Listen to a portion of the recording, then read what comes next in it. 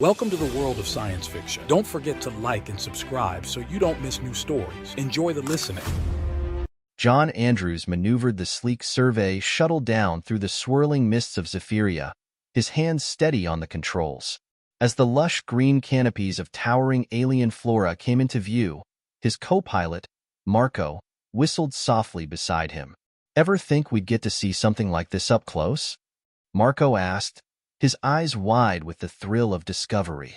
"Every time we jump to a new system," John replied, his gaze fixed on the landing sequence.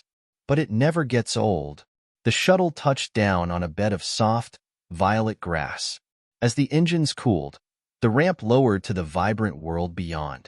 John and Marco stepped out, scanners in hand, to begin their work charting the unexplored terrain. "Keep your comms open and your eyes sharper. We don't know what waits out here," John instructed, leading the way into the dense foliage. The alien landscape was alive with sounds and colors, their scanners pinging with unknown biological signatures. They collected samples and recorded data, absorbed in their tasks, until a slight rustling from a nearby copse caught their attention. "Did you hear that?" Marco asked, pausing and lowering his scanner. Before John could respond, a figure stepped out from the shadows of the trees, tall, with iridescent skin that shimmered in the sunlight and eyes that reflected the world in hues of gold and azure. "Hello," the alien spoke, her voice melodious and echoing strangely in the human's ears. Surprisingly, she spoke in perfect, albeit accented, English. Marco gaped, his mouth opening and closing but no words coming out. John, although equally stunned, managed a response. "Hello, I'm John, and this is Marco. We're explorers from Earth." The alien tilted her head, studying them with a curious gaze. "I am Lyra," she introduced herself. "You have traveled far to walk on Zephyria." "We have," John agreed, stepping forward with a cautious smile. "We mean no harm, Lyra. We're here to learn, to map your world for our archives." "And what do you offer in return for this knowledge you take?" Lyra asked, her voice tinged with a challenge. Marco looked at John, concern etching his features.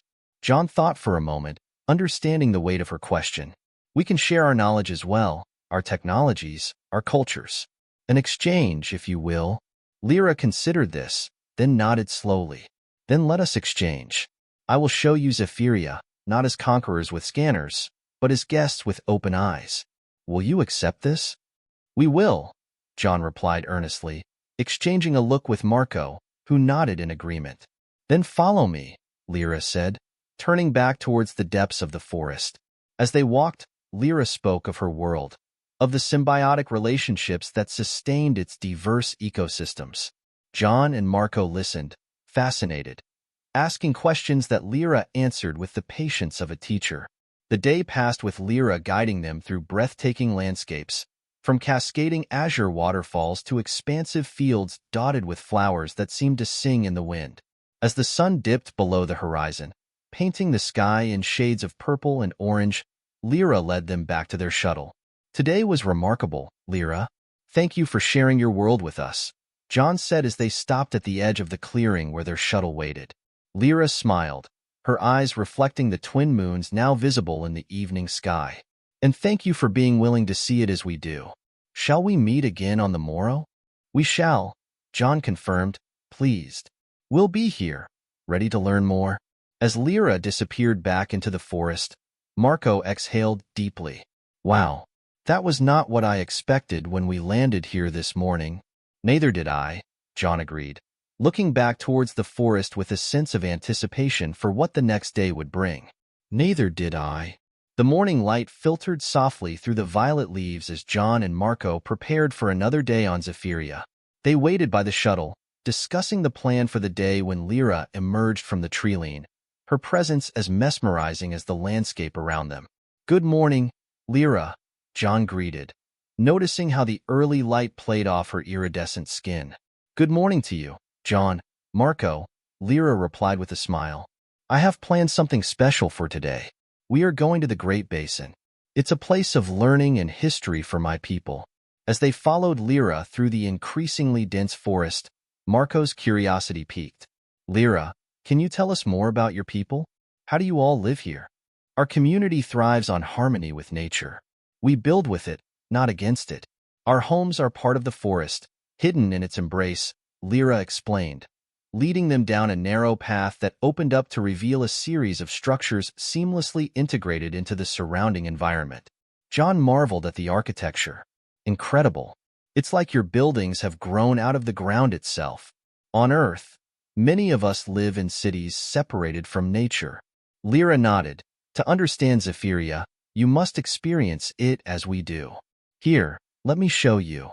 They approached what looked like a community center, crafted from the same bioluminescent material as the flora surrounding it. Inside, several Zephyrians moved gracefully about, some engaged in crafting intricate objects that glowed with soft light, others tending to lush, hanging gardens that spiraled up towards the light filtering in from the ceiling. This is our place of gathering and learning, Lyra said, introducing them to a few locals who shared shy smiles and curious glances. Aaron here is our master craftsman. He teaches the young ones the art of building. Aaron, a robust Zephyrian with a welcoming grin, extended a hand. Pleased to meet you, John, Marco. Would you like to try your hand at some craft? Marco laughed, a bit uneasy. I'm not sure I'd be any good, but I'd love to learn. Under Aaron's guidance, Marco began manipulating a luminescent material, his initial hesitancy giving way to fascination. John watched, amused and impressed by Marco's growing confidence. Lyra then took John aside to a quieter part of the room. John, I would like to show you our archive. It's not what you might expect.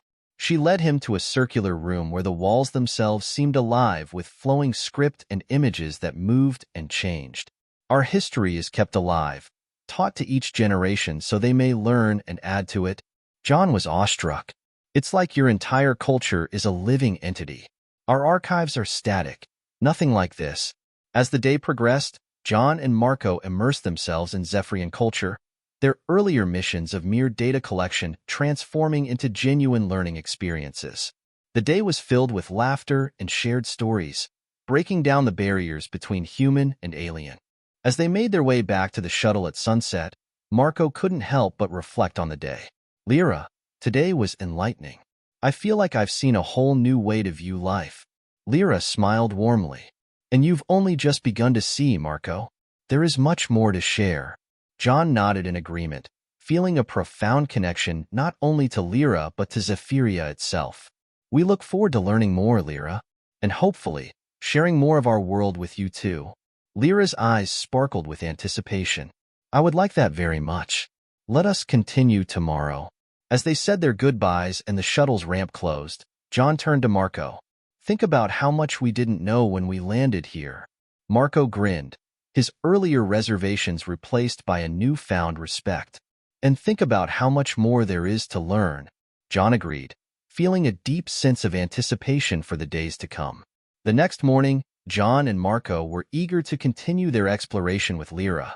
They found her waiting at the edge of the forest, a small pack slung over her shoulder. Today, you'll experience the heart of Zephyria, Lyra announced with a bright smile. It's a sacred place, rarely shared with outsiders. As they walked, Marco, ever the conversationalist, was full of questions. Lyra, how do you think our cultures compare? I mean, we're from different worlds, literally. Lyra thought for a moment.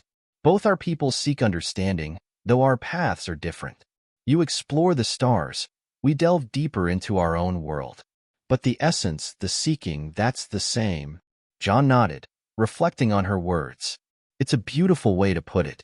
On Earth, we often get caught up in the how and forget about the why. The terrain changed as they ventured deeper into the wilderness, the forest giving way to a vast, open valley surrounded by towering cliffs. The air was charged with a palpable energy, and even the ground beneath their feet seemed to hum softly. This is the heart of Zephyria, Lyra said, her voice lowering in reverence as they approached a large, clear pool reflecting the sky above. Our people believe the spirit of the planet resonates here. They spent the morning there, Lyra explaining the spiritual significance of the place while John and Marco absorbed the peaceful atmosphere, sketching and taking non-intrusive environmental readings. After a while, Lyra gestured for them to follow her to a smaller, secluded part of the valley where a series of natural stone formations stood. These stones are ancient, placed by the first of my people to settle here. Each one represents a vow to protect and preserve our world. Marco looked at the stones, then at the devices they had brought to document everything. He turned to John, whispering, "It feels almost sacrilegious to use all this tech here." John agreed. "Maybe we should just experience this place. No recordings. Just us, here and now." They put away their equipment and joined Lyra by the stones. She smiled approvingly and began to teach them a simple Zephyrian meditation technique, guiding them to connect with the natural energy of the valley. As they meditated, the sun began to set, casting a golden light over the valley. The moment felt suspended in time, each man introspective and moved by the profound peace of the setting. Finally, as darkness began to settle, Lyra spoke softly, "It is good to share this with you. Many see our world, but few feel it as you have today." Feeling rejuvenated and deeply connected to the place and to Lyra, they started their journey back to the shuttle. Along the way, Marco shared a personal revelation. "I used to think that exploration was all about going further, seeing more. But today, feeling the pulse of Zephyria, I realized it's also about going deeper."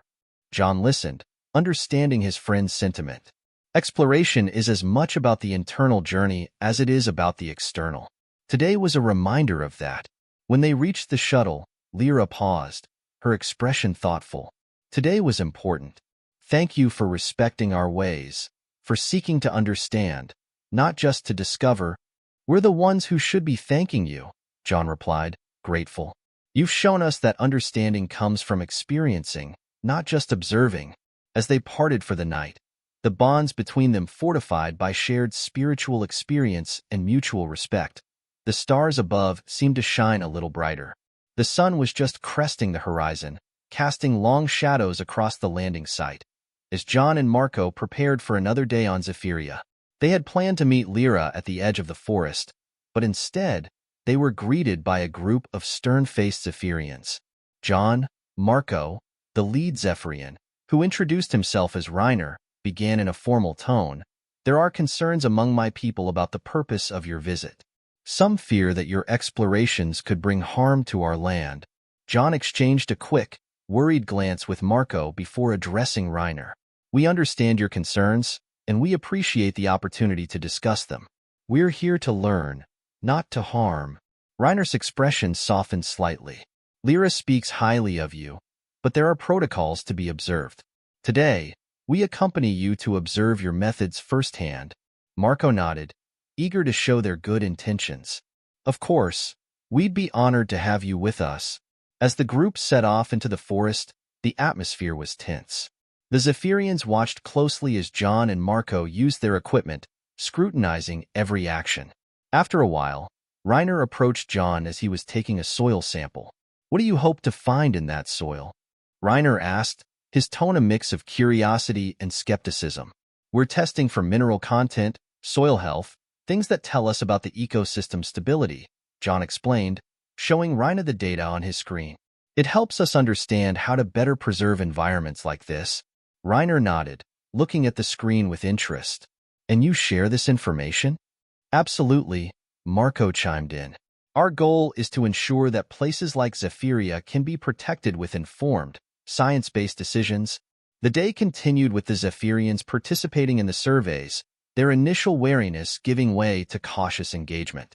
By midday, as they gathered by a stream for a break, another Zephyrian, Talon, seemed particularly intrigued by the human technology.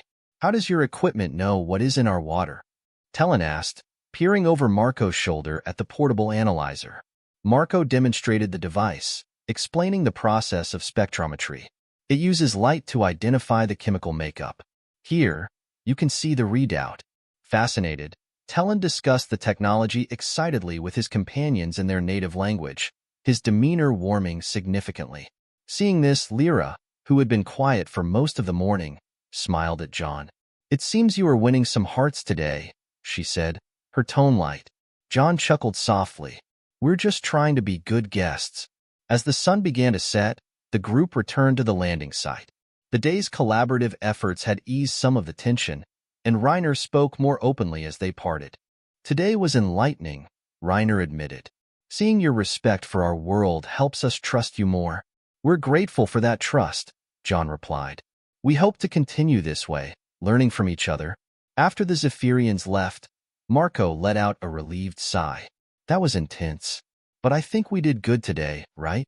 John nodded, feeling hopeful. Yeah, we did. It's all about building trust, step by step. They packed up their gear, ready to head back into their shuttle. Tomorrow's another day, and who knows? Maybe we'll get to show them something new again. As they sealed the shuttle door, both men felt a renewed sense of purpose. They were not just explorers but also ambassadors, bridging their world with the beautiful, mysterious world of Zephyria. The early morning light filtered through the dense canopy as John and Marco prepared for a day they hoped would deepen the understanding between them and their Zephyrian hosts. Today, however, they were to venture out with Lyra alone, who seemed eager to share something important. As they approached the meeting spot, Lyra greeted them with her usual serene smile. Today, I will show you the Hall of Echoes, she announced, her tone imbued with a hint of mystery. What's the Hall of Echoes? Marco asked, intrigued by the name. It is a place where the voices of our ancestors are preserved. You will see. It is quite unique, Lyra replied, leading the way deeper into the forest than they had ever gone before. The trek was long, and the scenery grew increasingly wild, with vibrant flora and fauna that John documented mentally, respecting Lyra's earlier request for no tech use in sacred spaces.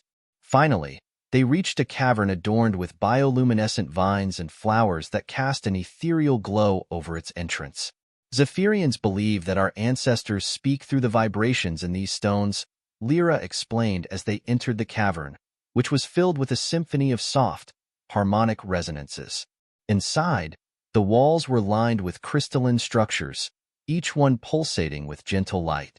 Lyra approached one of the crystals and placed her hand upon it. The crystal hummed louder, and a voice, clear and melodic, filled the air, speaking in the Zephyrian language. What is it saying? John whispered, not wanting to disturb the ambience. It tells the story of our first settlers, their journey to Zephyria and the wisdom they gained, Lyra translated. It's important for us that you understand not just our technologies or ecologies, but our history, our soul. Marco listened intently, then said, it's like these crystals are alive with your past. Yes, and they teach us even now, Lyra replied. She then fixed her gaze on John. It is also why we must be cautious. Our history, our knowledge. It is precious and fragile. John nodded, understanding the weight of her stewardship. It's a big responsibility to keep such a legacy safe. Lyra's expression grew serious. Which is why I must share something difficult now. She paused, taking a deep breath. There are those among my people who believe that sharing our secrets with outsiders could lead to our undoing. Marco looked at John, concern flickering in his eyes. Lyra, we don't want to be the reason for any harm coming to your people. Lyra smiled sadly. I know your intentions are good, but not everyone sees it that way. My role as a guardian is to protect, yet also to bridge understanding between us. It's a delicate balance. The revelation hung heavily in the air as they spent the rest of the day in the cavern, Lyra sharing more stories encoded in the crystals. As they prepared to leave, John turned to Lyra. Lyra, thank you for trusting us with this. We'll do everything we can to ensure that our actions don't put your people at risk. I believe you, John, Lyra responded. That's why I wanted you to see this, to understand the full scope of what you're part of. As they walked back in the twilight, Marco broke the silence. Today was a lot. I feel like we're walking on a tightrope. We are, John agreed. But it's worth it if it means building a real understanding, a true partnership. They reached the shuttle in contemplative silence, each man processing the day's profound experiences. Tomorrow would bring new challenges, but for now, they had much to think about, their mission more complex and meaningful than any map could show. As the morning sun broke through the alien foliage, John and Marco sat at a makeshift table outside their shuttle, each nursing a cup of coffee, reflecting on Lyra's revelations from the day before. The weight of their responsibility felt heavier now, knowing the delicate balance Lyra had to maintain with her people. John broke the silence first. We need to be more proactive. Show Lyra and her people that we can be trusted not just to explore but to preserve. Marco nodded in agreement. I was thinking the same thing. Maybe we should limit our surveys to areas Lyra designates, to show we respect their boundaries. That's a start, John said, his mind ticking through possibilities. And perhaps we can find a way to contribute directly to their conservation efforts. Something tangible. As they were discussing, Lyra arrived, her usual calm demeanor shadowed by a slight tension. I have spoken with the elders, she began, her voice steady but somber. There is a task, a trial, they wish for you to undertake, to prove your respect for our ways. What kind of trial? Marco asked, a hint of concern lacing his tone. It involves retrieving a relic from the northern caves, Lyra explained. It's considered a sacred test among my people, undertaken only by those who seek to prove their deepest sincerity. John met Lyra's gaze, his decision clear. We'll do it. Tell us what we need to know. Lyra spent the rest of the morning detailing the trial. The northern caves were a treacherous part of Zephyria, known for their unpredictable terrain and the rare, luminescent crystals that were said to be the tears of the sky spirit according to Zephyrian lore. You must each retrieve one crystal and bring it back. But be warned, the caves are protective of their treasures, Lyra cautioned. John and Marco prepared their gear, making sure to carry only essentials to show their respect for the sacred place. As they set off, Lyra's parting words were a whisper of wind. Be true, be careful. The journey to the northern caves took them through uncharted thickets and across shimmering mineral streams, the landscape a stark contrast to the lush jungles they had grown accustomed to. Upon reaching the caves, the air turned cool and the light dimmed, the path ahead illuminated only by the faint glow of the crystals that adorned the cave walls. Inside, every step was cautious, the silence a heavy cloak around them. The crystals they sought were deep within, their glow a soft beacon in the twisting dark. Marco reached a crystal first, his hand trembling as he touched its smooth surface. It's like it's alive, he whispered, awestruck. John found his crystal on a jagged ledge, the stone beneath it almost cradling it.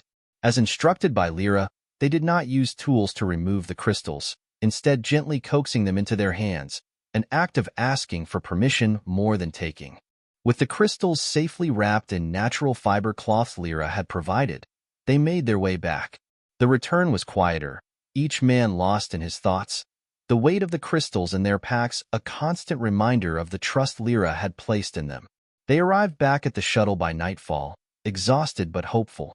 Lyra was waiting, her expression unreadable as they presented the crystals to her. You have done well, she finally said, a soft smile breaking through her solemn facade. This act shows great respect for our traditions. John felt a relief wash over him. We hope it's a first step toward a lasting respect between our peoples. Lyra nodded, her eyes reflecting the moonlight. It is a significant step. Tonight, we celebrate not just your success, but the bridge being built between us. As they sat around a small fire, the crystals placed respectfully in the center, the night didn't just echo with the usual sounds of the alien wilderness, but also with the laughter and shared stories of new friends, their bonds deepened by the journey they had undertaken. After the successful retrieval of the crystals and a night of shared stories by the fire, John and Marco felt a newfound camaraderie with Lyra and her people. The next morning, refreshed and motivated, they gathered outside the shuttle for a discussion on their next steps. Lyra arrived with two other Zephyrians, Talon and Reiner, who had been skeptical initially but now showed open faces of friendship. Today, we would like to involve you in a project that is very dear to us, Lyra announced, her voice filled with a sense of shared purpose. What kind of project? John asked, his interest piqued. We are working on restoring an ancient grove that was damaged by natural causes many cycles ago, Talon explained. It is a sacred site for us, where many of our important ceremonies were held. Marco looked at John, nodding slightly.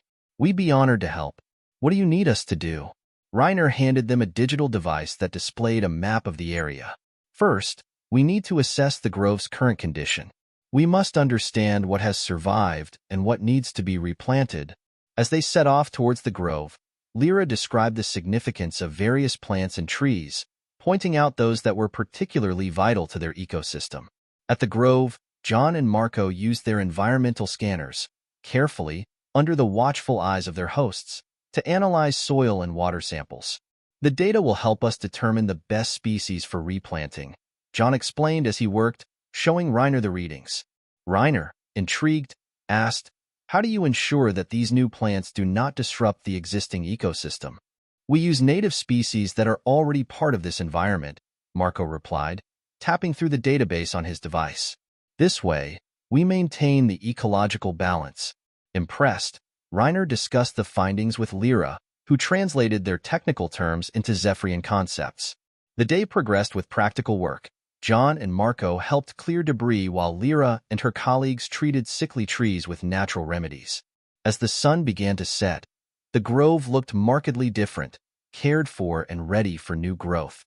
Lyra stood back, observing the work. "Your help today has not only restored part of our world, but also strengthened the bond between us." John wiped the sweat from his brow, looking over the grove. "It feels good to be part of something like this, something that heals." "Yes," Marco added. "It's different from just mapping and exploring. It feels more personal." "That's because you're not just observers now. You're participants in our world," Talon said, a broad smile on his face. Reiner, who had been quiet most of the day, finally spoke up. "I was doubtful at first. But seeing your respect for our ways and your willingness to work hand in hand with us has changed my view." Lyra gathered everyone around. "This grove will grow strong again, as will our relationships. Let's come back here each year to see its progress, together." John nodded, deeply moved. "We'd like that very much." As they walked back to the shuttle, the Zephyrians invited John and Marco to a small celebration the next day. "It's a way to officially recognize your efforts and to welcome you as allies," Lyra explained. That night, back at their camp, John and Marco sat outside, looking up at the stars. Today was about more than just planting trees, wasn't it? Marco mused. "It was," John agreed. "It was about planting roots for a future where humans and Zephyrians aren't just co-inhabitants of the galaxy but true partners." They sat in companionable silence, the sky above a brilliant tapestry of constellations, both old and new. The grove, and their new friendships, promised a tomorrow full of growth and mutual understanding. The next day dawned clear and bright, a symbolic reflection of the new chapter beginning for both the human explorers and the Zephyrian community. John and Marco approached the gathering with a sense of accomplishment and anticipation.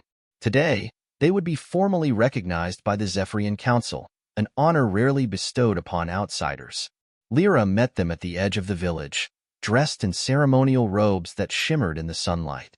"Today is a significant day," she said, her voice filled with emotion. "You have both shown great respect and dedication to understanding our ways and helping us preserve what is dear to us." John smiled, feeling a deep sense of pride. "We are grateful for the opportunity, Lyra. It has been a journey of learning and understanding for us." Marco nodded in agreement. "Yes, we came here as explorers, but we're leaving as friends and partners." The ceremony took place in the central pavilion, a beautiful structure surrounded by lush, restored gardens that they had helped to rejuvenate. The community members were gathered, their faces open and welcoming. As the ceremony commenced, Reiner stepped forward, his earlier reservations replaced by respect. "John, Marco, you arrived as strangers equipped with curiosity. You have worked beside us, sharing in our labors and our hopes. Today, we extend our hands in friendship and trust." Talon presented them with a small, intricately carved box made from the same luminescent wood that grew only in the sacred grove. "These are seeds from our healing trees, symbolic of the new growth you have helped to foster. Plant them on Earth, in your soil, as a bond between our worlds." John accepted the box, his hand slightly trembling with the gravity of the gesture. "We will cherish these, and they will serve as a constant reminder of what we have shared and learned here." Lyra then took a step forward, her gaze encompassing both the humans and her fellow Zephyrians. "This is not just a farewell but a beginning. We hope to continue this partnership, learning from each other, supporting each other in our endeavors to protect and enrich our respective homes. The crowd clapped, a sound gentle yet filled with meaning, resonating through the pavilion. After the formalities, the celebration began, full of music, dancing, and shared dishes, each a blend of Zephyrian and human culinary contributions. During the festivities, Marco leaned over to John. "Did you ever imagine our mission would end like this?" John laughed, a sound of pure joy. "Not in my wildest dreams." It's funny how sometimes you find the most meaningful connections where you least expect them. As the celebration wound down, John and Marco said their goodbyes, promising to return with updates on the growth of the seeds and to continue the exchange of knowledge and friendship. Lyra hugged them both. "Remember, this is just a see you later, not a goodbye." As they walked back to their shuttle for the last time, the lights of the village twinkling in the twilight, Marco looked at John. "What's next for us, you think?" John paused, looking back at the glowing village. "We take this experience, share it, and use what we've learned to make sure that when humanity reaches out into the stars, we do it with the same respect and partnership we found here." With a final look at Zephyria, they boarded their shuttle, the seeds safe in their possession, and the memories of their time on the planet etched deeply in their hearts.